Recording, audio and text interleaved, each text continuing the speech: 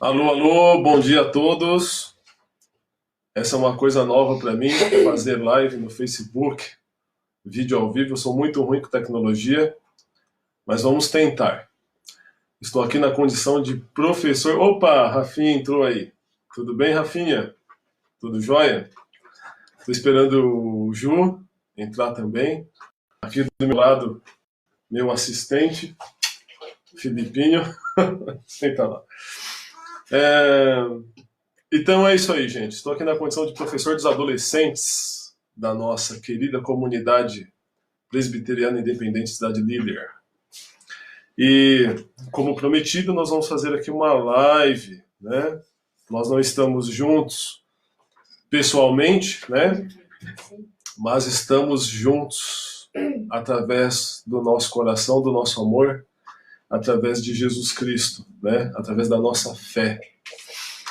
No sábado, no domingo passado, a gente estava ali numa salinha, né?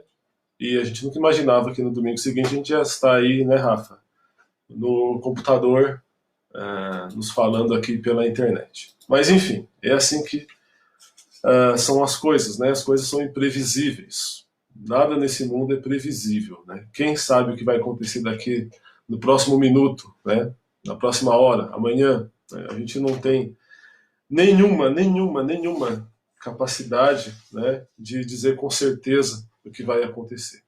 E todo esse contexto, ele só tem reforçado o quanto a gente é frágil, né? O quanto o ser humano é frágil e o quanto é ruim a soberba, né, do homem. Enfim, então queria saber como que foi a semana de vocês, né? A gente já começa assim, toda aula a gente fala sobre a semana, então depois vocês digitam aí para mim como que está sendo aí essa semana totalmente atípica, né? Uma coisa diferente de tudo que eu já vi na minha vida. Não é uma vida muito longa, né? Eu não sou tão velho assim, mas é diferente, né? É muito diferente isso que a gente está vivendo. E o que mais? Então depois vocês digitem aí, né? O que vocês estão passando aí, né? O que está acontecendo, como que está sendo esse período de isolamento, né? Um período esquisito para todos nós. Né? Digitem aí, quero saber como que vocês estão. Aqui em casa está tudo bem, né? Eu passei essa madrugada limpando a casa porque eu descobri que durante o dia com meus filhos acordados não dá para limpar a casa. E eu já estava meio angustiado já com a casa suja e querendo esterilizar as coisas e tal. Então, essa noite eles dormiram e eu fiquei acordado, fiz serão, né? Então depois vocês digitem aí como que tá. Quem entrou aqui? Legal, Rafinha. Você foi bem, né, Rafa? Tá joia. Então tá bom. Olha só, gente. No domingo passado a gente fez um desafio, né? Ali na nossa sala, de agradecer alguém que nos ajudou no momento específico, né, da nossa vida, que teve uma participação muito importante. A gente até comentou, né, que muitas vezes quando a gente agradece as pessoas depois que elas morrem, né? Quando a gente vai num enterro, assim, num funeral, é aquela rasgação de seda, né? Essa pessoa era tão boa, é uma pessoa tão maravilhosa, né, e tudo mais. Mas às vezes quando a pessoa está viva ali do nosso lado, a gente não fala isso. Né? Então isso é uma coisa muito ruim. A gente precisa treinar, né, o agradecimento, né, o ser grato. Isso é muito bom. E aí a gente teve um desafio, né, de agradecer alguém. Então eu espero que vocês tenham cumprido esse desafio aí, de agradecer alguém que participou da vida de vocês em algum momento específico. Bom, gente, o que mais? Nós estamos separados fisicamente, né? Olha só, Vivi, tudo bem aí, Vivi? Beleza? Viviane de Itaim Paulista, que coisa boa, né? A gente estava lá numa salinha em Itaquera no domingo passado, agora a nossa sala de aula ampliou um pouco mais com a internet. Seja bem-vinda, Viviane. Então, nós estamos separados, sim, estamos separados apenas da parte física, né, gente? Porque nós estamos juntos em espírito, estamos juntos pela nossa fé. Eu lembrei aqui do texto de Efésios, capítulo 4, né? Versos 15 a 16, que fala que Cristo é a cabeça e nós somos os membros. É um texto muito interessante. Vou até aqui ler para vocês, que diz o seguinte: pelo contrário, falando a verdade com o espírito de amor, cresçamos em tudo, até alcançarmos a altura espiritual de Cristo, que é a cabeça. É Ele quem faz com que o corpo todo fique bem ajustado e todas as partes fiquem ligadas entre si, por meio da união de todas elas. E assim cada parte funciona bem e o corpo todo cresce e se desenvolve por meio do amor. Toda parte funciona bem e o corpo cresce todo como um todo e se desenvolve por meio do amor. Então vocês percebam que nem a distância, né, nem um vírus, nem uma pandemia é capaz de desfazer essa união. Né? Essa união que é o corpo de Cristo, que é a igreja. Né? Eu não estou falando de igreja de nenhuma denominação, de nenhuma corrente religiosa. Eu estou falando da igreja de Cristo, aquelas pessoas que realmente se tornaram discípulos de Jesus. Né? Aquelas pessoas que veem em Jesus Cristo o seu mestre. Essas pessoas, quando são agregadas a esse corpo, então elas passam a pertencer a este corpo e a cabeça é Jesus Cristo. Então, onde a gente estiver, né, não importa em que situação, em que circunstância, em que tempo, né, nós estamos hoje no ano de 2020, vivendo esse contexto bem atípico de tudo, mas nós fazemos parte da mesma igreja que os mártires da igreja fizeram lá nos primeiros séculos, né, que os personagens bíblicos que nós conhecemos. Então nós somos parte dessa igreja, e essa igreja ela não se desfaz, né? Isso é uma promessa, inclusive, de Jesus, quando ele diz que, quando ele fala para Pedro, né, que tu és Pedro, e sobre esta pedra edificarei a minha igreja, e as portas do inferno não prevalecerão contra ela. Então nada pode prevalecer contra a igreja de Cristo, nem o coronavírus. Tá bom, gente? Vocês me desculpem aí a minha inexperiência com tecnologia. Olha, tá chegando gente nova aí, Cibele, né? Cibele lá aqui da IPI de Coabion, a Ana Paula, né? Saudosa Ana Paula, filha do pastor Arcelino de Souza, nosso saudoso amigo e irmão. Então é isso, gente. Vamos entrar na nossa lição. Essa aqui, para quem está chegando agora, essa live é uma aula de escola dominical para os meus adolescentes. Eu sou professor de adolescentes lá na Igreja Presbiteriana Independente de Cidade Líder, né? Então, nós estamos aqui porque, graças a Deus, temos essa ferramenta chamada internet, chamada Facebook, e a gente vai fazer uso dela sim, né? Já que nós temos ela, então nós entendemos que isso é uma bênção, que isso é um canal de comunicação importante que pode suprir, pelo menos em parte, essa nossa ausência física, né, uns dos outros. Mas como eu disse, essa ausência é apenas física, né? Essa separação é apenas física, porque nós estamos unidos pelo amor de Cristo e pelo amor que nós temos uns pelos outros. Gente, nós estamos estudando, né, desde o final do ano passado, a revistinha chamada Teens, né? Teens, Jesus e seus relacionamentos. Então, só para retomar um pouquinho, né, para quem está aqui e, enfim, para os nossos alunos também, essa revista fala sobre Jesus e seus relacionamentos. É muito interessante todas as lições que nós passamos até agora, né, porque mostra um Jesus humano, né? A gente sabe que Jesus é o Filho de Deus, essa é a nossa fé, é nisso que nós acreditamos, né? É essa fé que nós professamos. Mas Jesus, quando se encarnou e veio até o mundo, ele veio em forma de homem. E como homem, ele passou pelas mesmas coisas que qualquer ser humano passa, né? Então ele tinha necessidades fisiológicas, ele se relacionava com pessoas. E essa revista aborda muito a questão do relacionamento, né? E a gente percebe que Jesus, antes de qualquer coisa, ele é o nosso padrão em tudo, né? Eu gosto muito do texto de Hebreus, se eu não me engano, Hebreus capítulo 4, quando fala que nós não temos um sumo sacerdote, ou seja, um representante, né, que chega até a presença de Deus. Nós não temos um sumo sacerdote que não possa se compadecer das nossas fraquezas. Pelo contrário, nós temos um que conheceu as nossas dores, né? E suportou as nossas dores. Então Jesus, ele conheceu, né, as nossas dores, nas palavras do próprio profeta Isaías, né? Homem de dores, experimentado no sofrimento.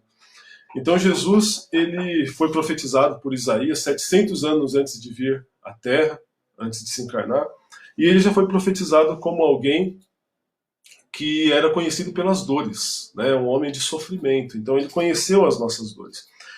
Conhecendo as nossas dores, Jesus também, ele se relacionou com muita gente, se decepcionou com muita gente, né?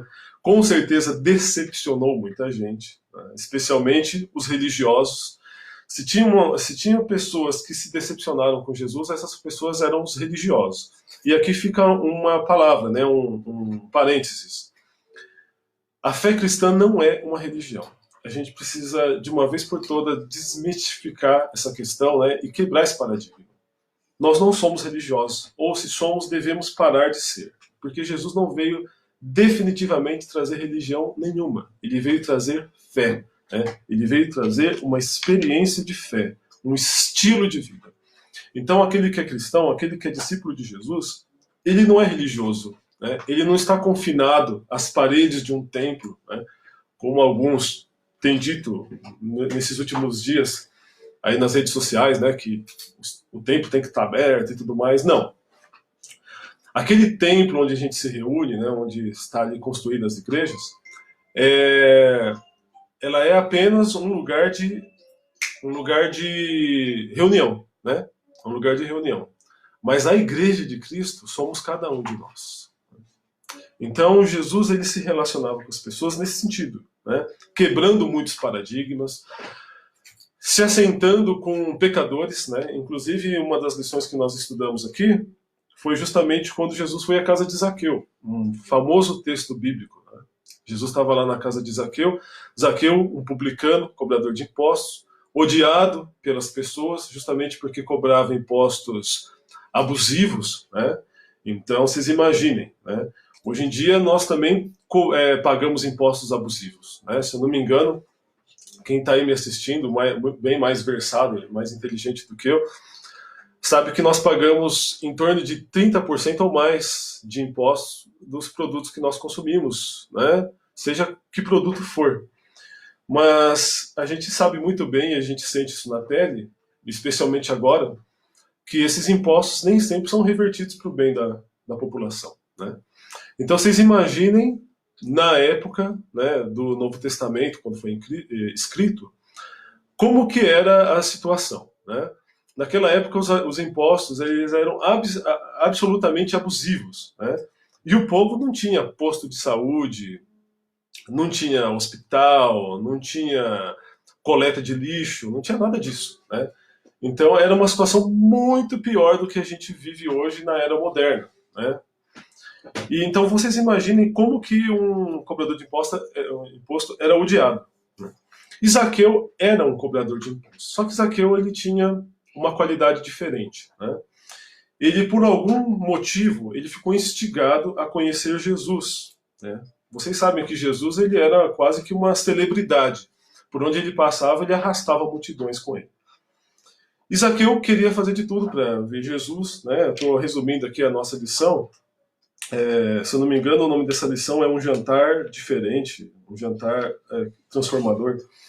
Zaqueu quis ver a Jesus no meio daquela multidão, a multidão não deixou, né? A multidão se acotovelando, né? Eu fico imaginando, a Bíblia fala que Zaqueu era baixinho. Imagine Zaqueu sendo baixinho e cobrador de imposto no meio da multidão. A multidão acho que queria mais era linchar ele, né?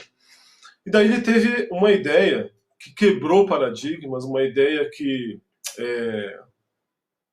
totalmente isenta de qualquer tipo de soberba, né? Ele, como sendo um homem de poder, né, de posses, tomou a iniciativa de subir em cima de uma árvore para ver Jesus. E ao subir em cima da árvore para ver Jesus, aconteceu algo inusitado. Jesus olhou para ele, né? Então essa foi a parte que a gente comentou. Jesus olhou para ele, se convidou, né, para ir até a casa dele. Então Zaqueu abriu as portas da sua casa, recebeu a Jesus juntamente com seus colegas cobradores de impostos, e Jesus foi, né? Jesus se convidou e sentou ali à mesa com Zaqueu. Então o que acontece? Uma coisa interessante nessa passagem foi que os religiosos da época, os fariseus, os escribas, aquelas pessoas que cumpriam a lei à risca e achavam que para chegar a Deus tinha que cumprir regras, ritos, dogmas, eles criticaram muito Jesus, porque Jesus se dizia, né, alegava ser o Filho de Deus, alegava ser santo, e os religiosos fizeram a seguinte crítica: nossa, você é santo e você senta com pecadores? Na verdade, mal sabiam eles que eles estavam tecendo um elogio para Jesus, né? Ainda bem que Jesus se assenta com os pecadores, né? Isso me dá um alívio muito grande, porque eu sou pecador, viu, gente? Eu sou pecador de verdade. Cometo erros, cometo falhas, e a Bíblia nos diz que nesse planeta nunca existiu e nunca existirá uma pessoa justa, tá? Uma pessoa justa. Quando a gente fala de justiça, quando a gente fala de pessoa justa, a gente não está falando de pessoa justa dentro do nosso padrão humano, né? Ah, aquela pessoa tão boa, ela não rouba, ela não mata. Eu também nunca roubei, nunca matei. E nem por isso eu sou bom, nem por isso eu sou justo. Porque o nosso padrão de justiça é o padrão divino, né? É o padrão de Deus, e Deus é luz. A Bíblia nos fala que ele é luz e nele não há sombra de variação, né? Ou seja, ele é perfeito. Esse é o nosso padrão de justiça. Para nós alcançarmos esse padrão de justiça, só mesmo através do sacrifício de Jesus. Ele nos justificou através da sua morte na cruz. E através da morte de Cristo eu consigo me chegar a Deus. Jesus se tornou meu advogado, né? Eu não tenho condições nenhuma de me chegar a Deus se não for através de um advogado que seja justo. E esse advogado é Jesus Cristo. Então Jesus se assentou ali com Zaqueu e os religiosos começaram a criticar, né? Ah, você se senta com pecadores? E aí Jesus dá uma resposta categórica. Os doentes precisam de médico, e não os sãos. Eu vim para chamar, não vim para chamar justos, mas pecadores ao arrependimento. Então Jesus veio para se relacionar com pessoas, qualquer tipo de pessoa, especialmente, principalmente as não religiosas. Jesus se relacionou, né, conversou com a mulher samaritana. Jesus, em dado momento, teve contato com aquela mulher adúltera, né, onde todos queriam apedrejá-la, e Jesus não a julgou pelos seus erros, né? Ele apenas disse para ela ir, não pecar mais, mas ele a acolheu, a recebeu e a salvou daquela situação, né? E em vários outros momentos, Jesus se relacionou, por exemplo, com os leprosos, né? Os leprosos eram as pessoas mais excluídas da época de Jesus. Não tinha ninguém mais excluído na época de Jesus do que os leprosos, né? A gente sabe pelos relatos bíblicos e outros relatos também, né, que a gente chama de apócrifos, relatos históricos, que a lepra na época de Jesus era uma doença terrível, terrível, né?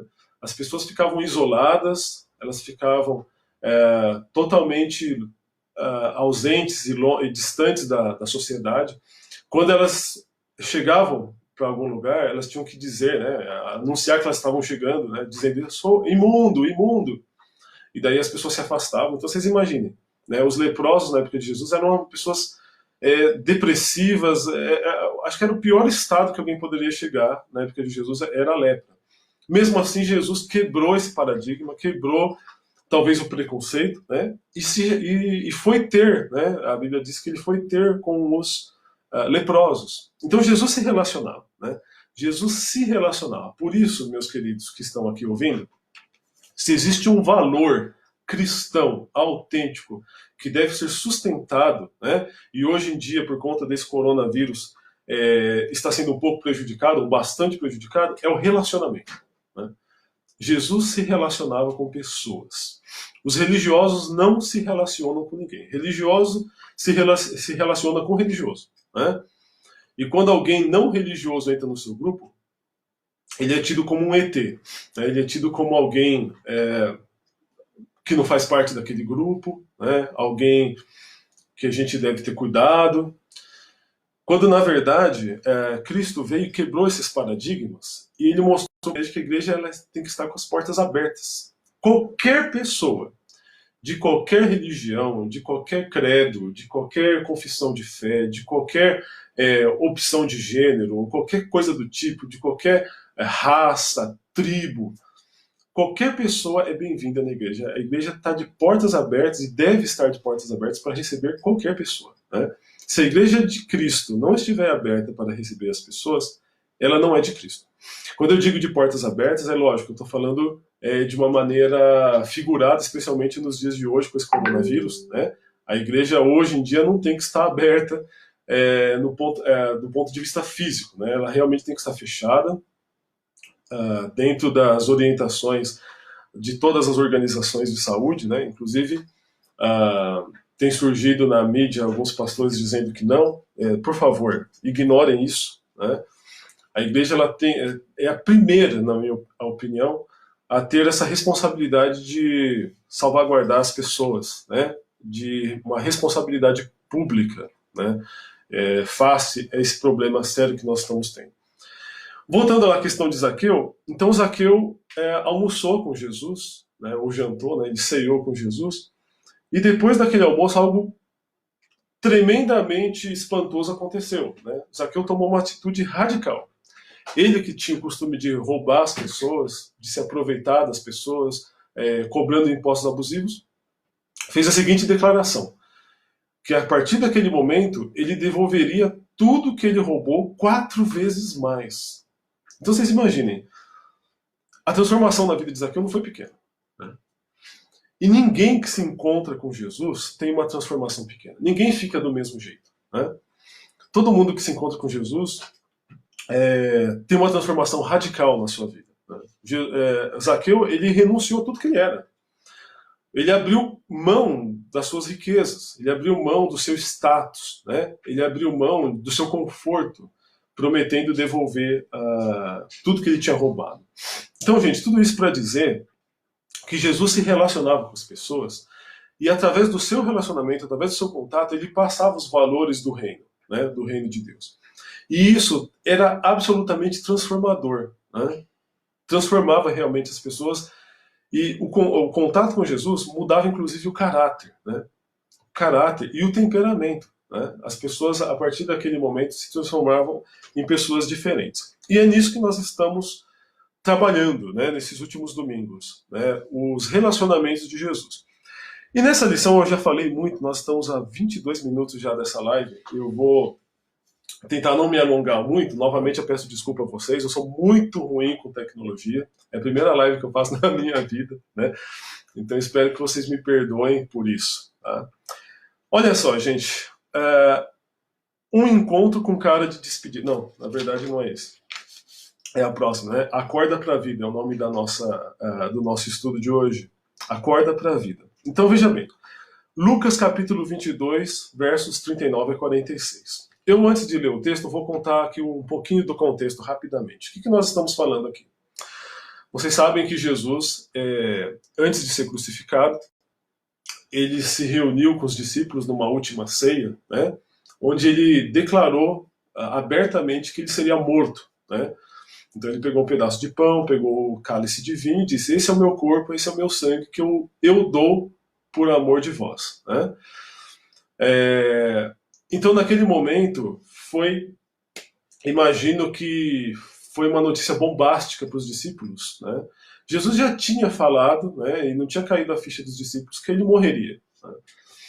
Mas naquele momento foi explícito, Jesus disse que ele morreria, né? Então essa foi a primeira notícia bombástica daquela noite, que deixou os discípulos absolutamente aflitos, né?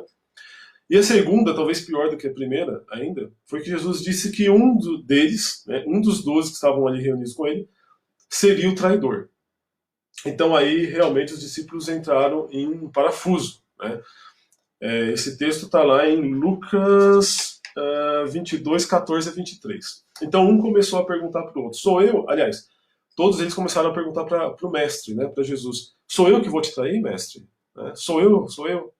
Eles ficaram super preocupados e Jesus disse, né, que aquele que tiver que fazer, faça agora o que tiver que fazer. E era Judas, o traidor. Judas, no mesmo momento, se levantou e foi atrás das suas 30 moedas de prata para trair a Jesus, né? Então esse é o contexto da última ceia. Passado isso, chega esse texto aqui de Lucas 22, 39 a 46, que eu quero ler rapidamente com vocês aqui, para a gente se basear no nosso estudo. Jesus saiu e foi, como de costume, ao Monte das Oliveiras, e os seus discípulos foram com ele. Quando chegou ao lugar escolhido, Jesus disse: orem, pedindo que vocês não sejam tentados.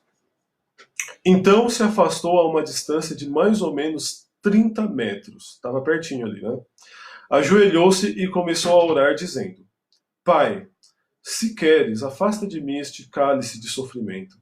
Porém, que não seja feito o que eu quero, mas o que tu queres. Então um anjo do céu apareceu e o animava. Cheio de uma grande aflição, percebam isso aqui, está falando de Jesus. Cheio de uma grande aflição, Jesus orava com mais força ainda. O seu suor era como gotas de sangue caindo no chão. Depois de orar, ele se levantou, voltou para o lugar onde os discípulos estavam e os encontrou dormindo, pois a tristeza deles era muito grande. E disse: Por que vocês estão dormindo? Levantem-se e orem para que não sejam tentados. Né? Levantem-se e orem para que não sejam tentados. Então, gente, eu vou tentar ser breve a partir de agora, nesse estudo, tentar ser o mais objetivo possível. Né? Eu sei que isso é difícil, às vezes a gente acaba sendo prolixo em frente a uma câmera, mas eu vou tentar ser o mais objetivo possível. Primeira coisa que eu queria dizer para vocês: sentimento de aflição e tristeza. Como eu disse no início, Jesus era... Quem era Jesus? Jesus, a nossa fé cristã, a nossa fé reformada, protestante, nos afirma, né, que Jesus era e é Deus, né, mas quando se encarnou, ele era também homem. Então nós podemos dizer com absoluta convicção que Jesus era 100% Deus, mas era também 100% homem. Sendo 100% homem, Jesus passou pelas aflições que nós passamos. Né? Vocês imaginem na véspera da crucificação. Jesus já sabia de tudo que ia acontecer. Né? Ele já estava absolutamente certo das coisas que viriam. Ele sabia que ele veio ao mundo por um propósito único, né? Que era morrer por amor em favor da humanidade. Então Jesus agora chegou na noite anterior. Ele chegou na véspera, né, do seu sofrimento. Imaginem. Faria até uma pergunta aqui para vocês. Todo mundo aqui, né, já deve ter passado por uma situação assim de prestar um concurso público, ou uma prova como se fala, um vestibular, né, ou coisa do tipo.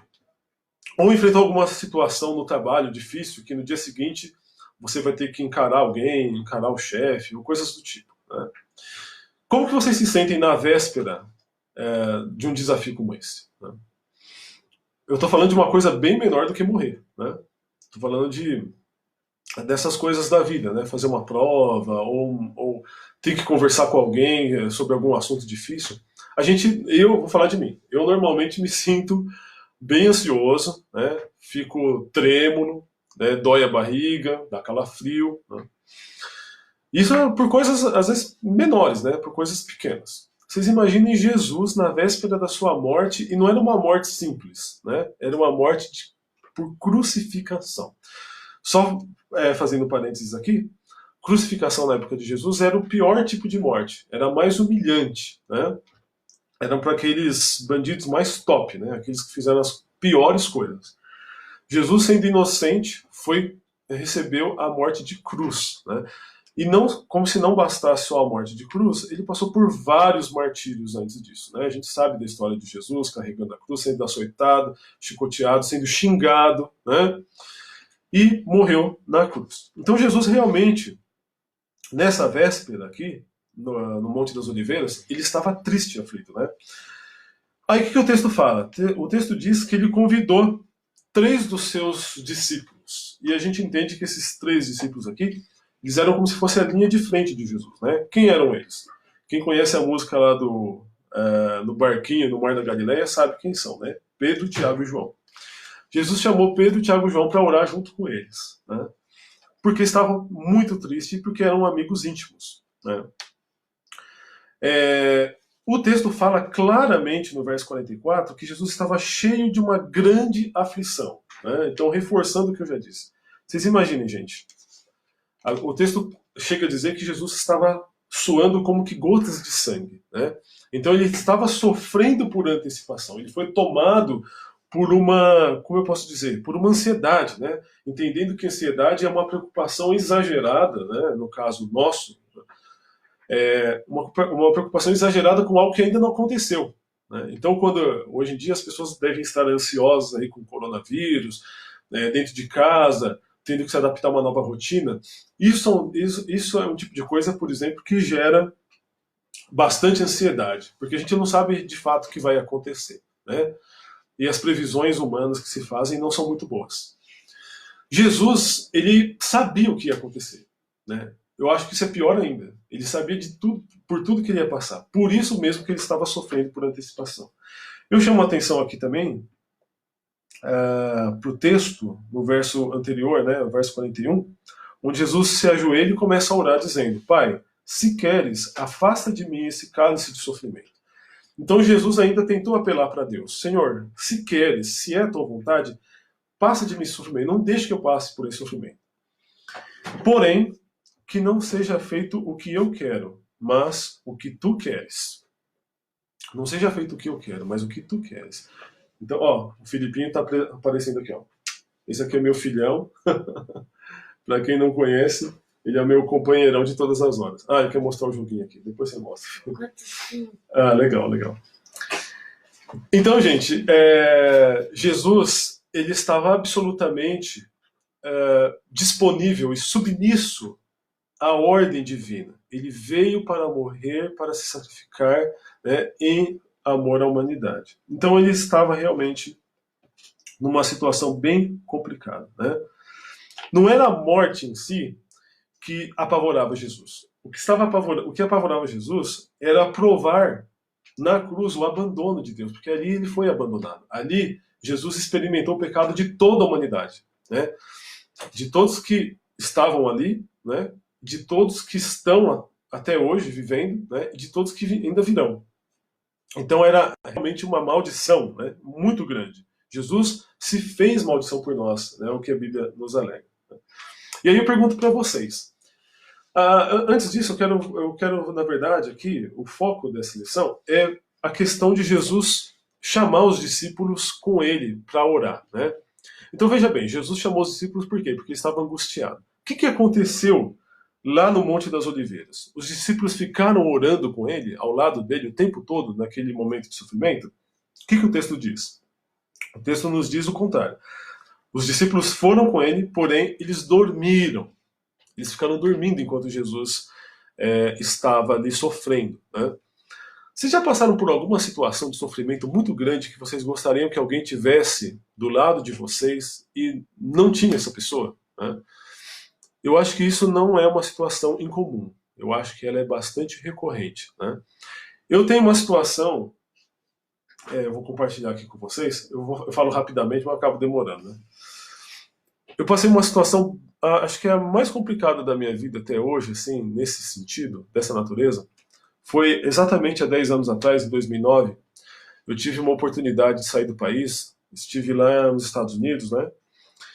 E fiquei 3 meses lá estudando inglês. No meio desse período, o que aconteceu comigo? Algo que nunca tinha acontecido antes. Eu sofri de uma infecção urinária, mas uma infecção urinária, assim, terrível, né? De sair sangue da minha urina. Isso só aconteceu naquela vez e nunca mais aconteceu, né? E realmente foi um momento, assim, eu entendo que foi um momento de aprimoramento da minha fé, né? Eu passei por aquilo e o que aconteceu? Eu tinha pago, antes de sair do país, né? Isso é obrigatório para todo estudante, né? Eu fui com visto de estudante. Eu paguei um pequeno plano de saúde para ficar com uma cobertura básica, né? Naquele período. Quando eu fui acometido dessa infecção urinária, o que aconteceu? Eu tentei ligar para o plano de saúde, meu inglês estava péssimo. Na verdade, meu inglês nunca foi bom, né? Mas o meu inglês na época estava muito ruim, as pessoas não me entendiam, eu não entendia as pessoas. E por telefone, eu não sei quem fala inglês aí, não sei como que é a experiência de vocês, mas por telefone era pior ainda. Porque quando a gente está perto, né, existem outras gesticulações, existem outros meios de comunicação que ajuda a gente a entender. Mas por telefone é péssimo. Então eu tentei conversar com a atendente, né, quando eu liguei para o plano de saúde, tentei explicar o que eu estava sentindo, né, termos como infecção urinária e tudo mais, mas eu não entendia nada que a pessoa me respondia. Ela falava um inglês assim, normal, né, com a fluência de um nativo, então eu não conseguia entender nada. A única coisa que eu entendi naquela conversa, quando eu estava com esse problema, é que o meu plano não cobria esse tipo de coisa, infecção urinária, né? Foi o que eu entendi. Então, eu fiquei abatido naquele momento, né? Eu fui, assim, visitado por um grande sentimento de ansiedade. Por quê? Estava longe da minha esposa, longe dos meus pais, né? Da minha mãe, no caso, meu pai já tinha falecido, longe dos meus amigos, né? Então não tinha ninguém ali que pudesse me dar um suporte. Não tinha ninguém que pudesse me dar um suporte. Com quem que eu poderia contar? Com o auxílio divino. E, gente, isso é muito importante. A gente precisa entender que Deus, a Bíblia diz que Deus trabalha para aqueles que nele esperam, né? Então Deus realmente provê as nossas necessidades, né? Deus conhece o nosso sofrimento, né? Então Ele está ao nosso favor. Esse problema todo que a gente está vivendo aí de coronavírus, Deus conhece perfeitamente. Isso aí já tinha sido previsto por Jesus há mais ou menos 2020 anos atrás, né? Ou vamos dizer 2000 anos atrás, né? Para arredondar. Jesus já tinha previsto tudo que tudo que nós estamos vivendo hoje, tudo que nós já passamos como humanidade em todo esse período, né? Na Idade Média, na Idade Moderna, na Pós-Moderna, o que nós estamos vivendo hoje, esse que estamos vivendo. Jesus já tinha previsto tudo isso quando ele falou no seu sermão profético sobre epidemias, guerras, rumores de guerras, fenômenos naturais, cataclismos, né? Então Jesus conhece o nosso sofrimento. Voltando lá aos Estados Unidos, eu estava lá e tudo mais, sofri bastante. Chegou um momento que eu não vou tentar resumir a história, tem muitos desdobramentos aí, mas chegou um momento que eu falei assim: Senhor, está nas tuas mãos, eu não tenho o que fazer aqui, né? Eu não sei mais o que fazer. Cheguei aí na UCLA, onde ficava a sede do meu plano de saúde, né? Inclusive o Michael Jackson tinha morrido há poucos meses, há 2 meses atrás, né, naquele mesmo lugar onde eu fui. E, enfim, eu não consegui nada, né? Enfim, eu vou tentar resumir. O que aconteceu no final das contas é que eu recebi um telefonema, né, de uma pessoa da igreja onde eu estava atendendo naquela ocasião, né? Eu estava frequentando uma igreja lá, e eu comecei a cantar no coral, eu gosto muito de cantar. E a regente do coral, ela tinha meu telefone. Na verdade, eu liguei para ela, contei a minha situação, né? Porque eu era acho que talvez uma das únicas pessoas que poderia me ajudar de alguma maneira. Gente, para resumir, essa mulher me passou um telefone de uma pessoa que era um funcionário da UCLA Health System, né? Sistema de saúde. Esse cara chamava-se Nelson, né? E ela falou: olha, ele é um americano, ele trabalha na UCLA e ele fala português fluente. Gente, qual é a possibilidade de a gente ir para os Estados Unidos e encontrar um americano que fala o português fluente? Então eu encontrei a pessoa assim, mais do que apropriada para me ajudar, né? E aí esse moço, Nelson, eu conversei com ele por telefone e ele pegou as minhas informações, me pediu os dados do meu plano de saúde e tal. Para resumir, ele conseguiu uma consulta para mim, agendou com um urologista, né? Eu fui lá, só que ele me falou assim: Éber, eu não sei se eu vou conseguir te isentar do valor da consulta, tá? Eu acho que você vai ter que pagar algum valor. Por fim, eu não precisei pagar valor nenhum. Quando ele agendou a consulta para mim, me veio uma outra preocupação, né? Como que eu vou conversar com o médico, né, com esse inglês horrível que eu tenho, né, na ocasião? Até hoje eu tenho, né, um inglês. Meu inglês não é bom até hoje. Mas aí eu liguei pro Nelson novamente e falei: Nelson, eu tô com um problema, uma dúvida. Como que eu vou conversar com o médico? Ele vai me falar termos técnicos, termos médicos, vai me perguntar coisas, e eu não vou saber responder, nem vou saber falar, nem entender o que ele está falando, porque o meu inglês é ruim nesse sentido. Será que não tem um intérprete para ir comigo? Nem seja uma pessoa que falasse espanhol? Quando eu estava falando com esse cara, eu pensei que ele estivesse em qualquer lugar dos Estados Unidos, né? Porque é um sistema de saúde. a minha surpresa foi que ele respondeu: pode deixar, Edward, eu vou com você. Ele foi comigo. Então esse cara foi junto comigo lá na consulta, ele ia traduzindo tudo que o médico falava, né? Ia traduzindo tudo que eu falava para o médico. Então vocês vejam, foi uma providência de Deus assim num nível muito grande, né? E Deus realmente proveu todas as minhas necessidades. Então tudo isso para dizer que Deus conhece o nosso sofrimento, né? E Jesus, lá no Monte das Oliveiras, ele estava sofrendo. Mas os seus amigos dormiram, né? Então, a minha pergunta era, não sei se vocês já passaram por esse tipo de situação, né?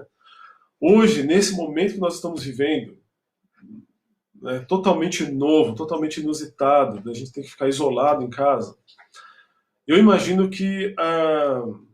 imagino não, eu estou sentindo isso, né? A gente sente falta do contato com as pessoas, sente falta de um abraço, né? E isso porque a gente está praticamente na primeira semana de confinamento, né? Mas eu quero dizer para vocês, meus amigos, meus adolescentes, né? A minha aula aqui é para os adolescentes, mas ela se expandiu um pouco mais. Nós não temos um Deus que não possa se compadecer do nosso sofrimento. Pelo contrário, nós temos um Deus que experimentou o sofrimento através do seu Filho e sabe de tudo que nós estamos passando, né? E tudo que nós estamos passando tem um propósito, né? Tudo que nós vivemos tem um propósito diante de Deus. Então a nós cabe o quê, meus queridos? A nós cabe buscar em Deus sentido para a nossa vida. Porque se a nossa vida não tem sentido, se Deus não é a razão da nossa vida, né? Se Jesus não é o alicerce da nossa fé, então tudo isso que está acontecendo não faz o menor sentido. É apenas um sofrimento em massa, e quando eu falo em massa eu falo global, né? Em proporções globais. E qual o sentido de tudo isso? Certamente Deus tem um propósito nisso tudo, né? Eu não sei qual é. De fato, a gente não sabe, porque quem somos nós, réis seres humanos, para indagar aquele que é o Criador do universo? Qual é o tamanho do universo? Qual é o nosso tamanho diante do Sol, por exemplo? O Sol é apenas uma estrela, no meio de tantas milhares de outras. E a Bíblia nos fala que Deus tem o universo na palma da sua mão. Então, queridos, a nós cabe nesse momento, né, confiar em Deus plenamente, entregar a nossa vida a Ele, porque Ele é provedor. Ele vai prover todas as nossas necessidades, certamente, porque é assim que esse é o caráter de Deus. No deserto, Deus proveu para as pessoas, né? Deu pão que caía do céu, né? Fez sair água da rocha, né? Mandou codornizes para o povo comer. Não vai ser diferente nesses tempos, eu tenho certeza. Mas nós precisamos confiar em Deus, precisamos entregar as nossas vidas, né, a Deus de maneira plena, de maneira absoluta, né? Jesus não obriga ninguém a seguir Ele. Jesus nos Evangelhos ele faz o seguinte convite, e é um convite que não tem nenhum atrativo. Jesus diz: aquele que quiser vir após mim, negue-se a si mesmo, tome a sua cruz diariamente e me siga. Esse não é um convite muito atrativo. Hoje em dia, muitas igrejas, eu preciso dizer isso, né? Muitas igrejas, especialmente igrejas de massa, elas fazem um convite esquisito, né? E um convite totalmente fora da proposta do Evangelho. Vem para cá que você vai ganhar carro novo, vai ganhar emprego, você vai ganhar status, você vai ser chefe, vai ser dono, vai ter isso, vai ter aquilo. E isso vai exatamente, frontalmente em oposição àquilo que Jesus falou para nós, aquilo que é a proposta do Evangelho. A gente não conhece ninguém no Novo Testamento, nenhum dos discípulos de Jesus, nenhum dos seguidores de Jesus, que era abastado, que era rico, que tinha posses, que tinha boas condições financeiras, né? E que não viesse sofrer. Todos os discípulos de Jesus morreram martirizados. Todos os seguidores de Jesus sofreram em todas as épocas da humanidade. A gente sabe da época, nos primórdios da fé cristã, muitos cristãos foram levados à arena, comidos por leões, né? Muitos sofreram de diversas maneiras, todo tipo de perseguição, e Jesus também já tinha falado que nós seríamos perseguidos, né? Mas em tudo isso havia um propósito, né? Em tudo isso havia um propósito. E Jesus, ele não obriga ninguém a ser seu seguidor. Mas ele faz o seguinte convite: aquele que quiser me seguir, negue-se a si mesmo. Quem é que hoje em dia, em sã consciência, está disposto a se negar, né? A dizer, não, eu não, a minha vontade, os meus sonhos não estão em primeiro lugar. Em primeiro lugar está a vontade de Deus. Outra coisa que Jesus fala é: tome sobre si a sua cruz diária. A cruz diária é justamente a renúncia, né? A gente renunciar ao nosso próprio eu, essa é a nossa maior cruz. É você dizer que a sua vontade não está em primeiro lugar, né? E é você confiar completamente em Deus, né? Então não é possível a gente seguir Jesus sem acatar esses detalhes importantes, né, que está no contrato em que Jesus colocou para nós. Quem quiser, totalmente voluntário. Quem quiser vir após mim, negue-se a si mesmo. Tome a sua cruz e siga-me. Então, meus queridos, vale a pena seguir a Jesus, porque a vida, essa vida nossa terrena, ela é um sopro, ela é um piscar de olhos perto do que vai vir por aí. Que eu estou me referindo à eternidade com Cristo. Nisso é que se baseia a nossa fé, né? Esse tempo que nós estamos vivendo é muito curto, né? Eu não sei qual a idade de vocês que estão me assistindo aqui. Eu estou, nesse momento, com 40 anos, né? Mas parece que eu estava com 5 anos correndo aqui no corredor de casa ontem, né? E eu imagino que quem tenha 90 anos também pensa a mesma coisa. Puxa, parece que foi ontem que eu fui criança, né? Então o que é a nossa vida?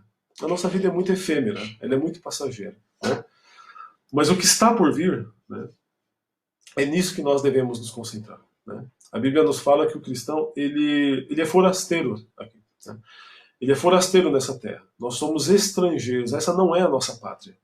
Nós estamos aqui de passagem. E esse período que nós estamos aqui, nós temos que viver, aproveitar de todas as maneiras, todas as oportunidades que nós temos, né? Se hoje nós não estamos tendo a oportunidade de estar junto fisicamente com os nossos familiares, então que aproveitemos então dessa maneira, né, da forma virtual, né, mas que a gente possa aproveitar as oportunidades. E eu tenho certeza que nós, através dessa pandemia, nós estamos tendo uma grande oportunidade.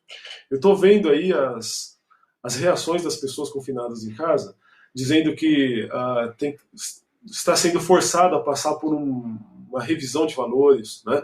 A gente está vendo a solidariedade de muita gente, e hoje em dia, né, pensar no próximo, nessa situação que nós estamos vivendo, não é uma opção. Nós temos que pensar no próximo, né? Até porque nós somos o próximo de outra pessoa, né? Então, tudo isso que nós estamos vivendo está propondo para nós um novo parâmetro, uma nova cosmovisão, né? E na cosmovisão cristã, nós entendemos que tudo tem um propósito, né? Jesus não prediria essas coisas que estão acontecendo se elas não tivessem um propósito maior, né? Então, sofrimento, guerras, epidemias, tudo isso já estava na agenda de Deus, né? E há milhares de anos atrás. Então, queridos, eu vou encerrando aqui minha aula, eu já me alonguei demais, tem gente muito legal entrando aqui, né? Eu quero mandar um beijo, um abraço para todos vocês. Se vocês me aguentaram até aqui, esses 48 minutos, para vocês, né? Porque não é fácil aguentar uma pessoa que não é youtuber, né? Que não é popular nem nada disso. Espero que, enfim, nas minhas limitações, né? A nossa proposta hoje era falar mais sobre a véspera do sofrimento de Jesus, o quanto é importante, né, nós estarmos unidos com as pessoas, né, que precisam de nós, né? Eu queria, antes de encerrar, deixar aqui 5 pontos para a gente pensar, né? A primeira coisa, Jesus também se decepcionou com seus amigos. Jesus chamou 3 discípulos para orar com ele no momento de sofrimento extremo. E o que esses amigos fizeram? Eles dormiram, né? E Jesus ficou ali sozinho orando. Então Jesus, ele se decepcionou com as pessoas que ele amava, né? Assim como eu e você já decepcionamos muita gente. E somos decepcionados. Se existe uma coisa verdadeira na vida humana, na dinâmica do relacionamento humano, é que a gente se decepciona com as pessoas. E a gente se decepciona também as pessoas. Então a gente tem que estar preparado para isso. Isso faz parte da nossa vida. Outro ponto, diante da tristeza, né, em ver seus amigos dormindo enquanto Jesus orava, Jesus tomou uma atitude, né? Ele não brigou e nem jogou na cara deles isso. Ah, eu estou aqui sofrendo e vocês não fazem nada por mim? Puxa vida, né? Eu estive com vocês em tantos momentos. Por exemplo, Pedro estava ali, né? O que Jesus tinha feito por Pedro? Muitas coisas, né? Muitas coisas. Inclusive curado a sua sogra, né? Então, mas Jesus não jogou nada a ninguém. Né? Ele entendeu as limitações físicas dos seus discípulos. Né? Ele simplesmente os acordou e avisou que eles deveriam ficar atentos, né? E orar para não cair em tentação. Terceiro ponto, diante do sofrimento, Jesus ainda conseguiu encorajar seus amigos, né? Dizendo, levantem-se, né? E orem. Outro ponto, você tanto pode se decepcionar com alguém, como pode um dia decepcionar um amigo muito querido. Então isso eu já falei, né? A gente pode decepcionar e ser decepcionado. Então a gente não deve julgar as pessoas e nem para que também não sejamos julgados. E o último ponto é, como você age diante de uma traição, abandono ou desprezo de um amigo? Né? Nós temos um referencial de vida maior de todos, né? Para todos aqueles que são cristãos, compartilham da fé cristã, Jesus Cristo é o nosso maior padrão de vida. E Jesus, ao ser decepcionado, ele tomou essas atitudes. Ele não passou a odiar as pessoas, né? Não refutou na mesma moeda. Pelo contrário, ele os encorajou e amou eles até o fim, porque a Bíblia nos fala que Jesus nos amou até o fim, até a morte de cruz. E mesmo lá na cruz, no momento do seu sofrimento maior, ele disse para Deus, Pai, perdoa-lhes, porque não sabem o que fazem. Então, querido, ser cristão é muito mais do que ser membro de uma igreja, é muito mais do que ser adepto de uma religião ou de uma corrente filosófica ou qualquer coisa do tipo. Ser cristão é, de fato, seguir a Cristo, né? É, de fato, renunciar à sua vida em favor da fé em Jesus e saber que Ele é o nosso mestre, Ele é a nossa rocha, né? Ele é o nosso salvador em toda e qualquer situação. É engraçado assim, né? Engraçado não. Engraçado é tudo que não é, né? Mas é interessante, curioso, que eu estou aqui na zona leste de São Paulo e muitas vezes aqui no conforto do nosso lar a gente ouve notícias de cristãos sendo perseguidos em países muçulmanos, em várias localidades do mundo, passando por situações complexas, e a gente às vezes faz aquela oração, né, simples, ou às vezes fala, puxa, que pena, né?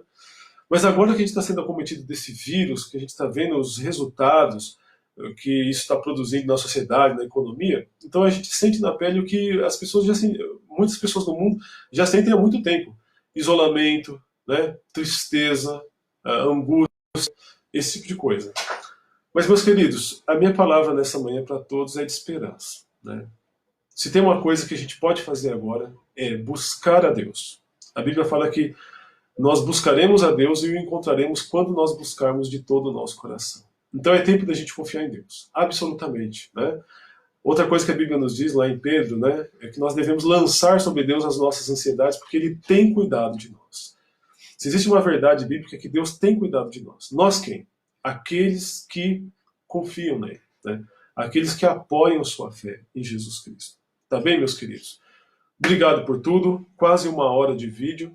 Eu agradeço a atenção de vocês. Essa aula é para os adolescentes, né, da nossa igreja, mas tem muito mais gente aqui, uns já entraram, outros já saíram, não importa. Eu agradeço a vocês de coração, peço a Deus que abençoe a todos, né? Se eu puder ajudar de alguma forma, mesmo que virtualmente, eis-me aqui, né? Estou aqui à disposição e espero que isso passe em breve, né? Passe bem rapidamente e que num tempo breve nós possamos estar juntos de novo, nos abraçando, nos relacionando, como Jesus se relacionava com todas as pessoas, tá bem? Um beijo para todos vocês, obrigado por tudo. Não deu para responder ninguém aqui, né? Mas eu vou treinar fazer live. Olha, nossa, tem um monte de comentário aqui agora. Tiandira. Deixa eu mandar um beijo, como se fala? Puxa, me fugiu a palavra. Um beijo personalizado, né? Para cada um aqui. Então, um beijo para Rafinha, né? Um beijo para Vivi lá de Tem Pauli. Um beijo para Sibeli, né? Da IPI aqui de Coab 1. Ana Paula, um beijão para você, Ana Paula. Andresa, menina da regra áurea, né? Das proporções áureas. Você recebeu, Andresa? Meu da Disney, né? Falando sobre as proporções áureas lá, né? A questão da medida áurea. Muito legal. Pedro, meu querido primo, Pedrão, beijão para você. Tia Luciana, querida tia Luciana que estava aqui em casa esses dias atrás. Um beijão para a senhora e para o tio Vigília. Pedro, quem mais? Andresa. Dona Deuzeni, mãe da Deuzeni. Que bom, que coisa boa ter a senhora aqui, né? Agora que eu percebi que o nome da senhora é Deuzeni Hilário. Eu acho que esse Hilário passou para sua filha, né? Porque a sua filha ela é Hilário. Muito bem. Dona Vilma. Beijão, Dona Vilma. Obrigado por tudo. Quem mais? Tia Andira. Tia Andira está acima de qualquer comentário, né, tia? Deus te abençoe. Tia Andira, uma grande parceira de todas as horas. Um beijão, tia. Elisandra, minha querida prima, um beijão para você. Débora Nascimento, minha irmãzinha, né? Filha do Painho. Ela chamava meu pai de Painho, então se ela chamava meu pai de Painho, então logo ela é minha irmã. Muito legal. Quem mais está aqui? Pedro, Andresa, Rafinha, Vilma. Dona Beth Biló. Beth Biló, mãe do meu grande amigo Adriano Biló, amigo da quinta série, hein? A gente estudou junto há exatamente 30 anos atrás. E agora eu fiz amizade com a mãe do meu amigão, Adriano Biló. Um beijão para a senhora, viu, Dona Beth? É isso aí, gente. Um beijo para todo mundo. Deus abençoe a todos. Fé em Deus, confiança total. E vamos estar juntos, porque não é o templo, não é a igreja física que é o nosso elo, né? O nosso elo é Jesus Cristo. Ele que é a cabeça, tá bom? Beijo para todo mundo.